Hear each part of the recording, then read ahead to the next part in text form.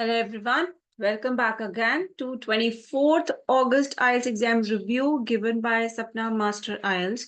Last video was again related to the review and here I have come up with 24 August जो है आज का exam. I'll be telling you CD based, general as well as academic reading. So last तक जरूर देखना. Video की starting में ही बता रही हूँ जो वेबसाइट्स हमने बताई थी yes the exam was exactly from the same websites.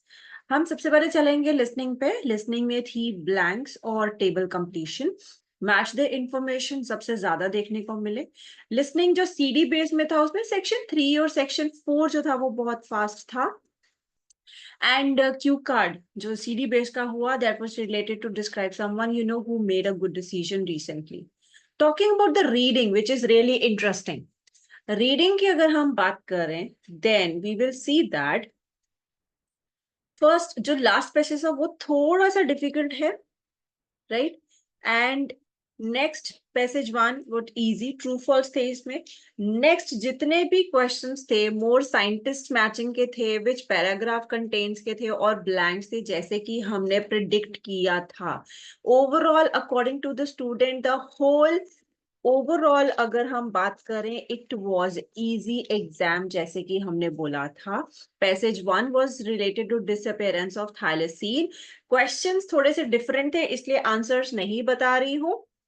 Then passage 2 was related to brain trust, brain activating मिलेगा आपको और इसके भी questions different थे.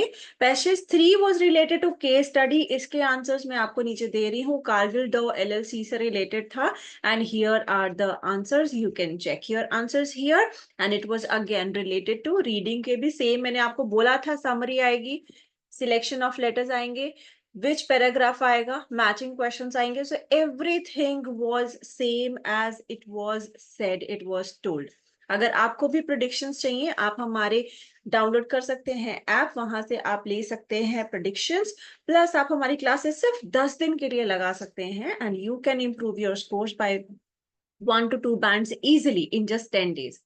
ये हमारे पास है राइटिंग टास्क वन जो सीडी बेस्ड का है. This was a line graph, percentage of people by age group visiting the cinema at least once per month.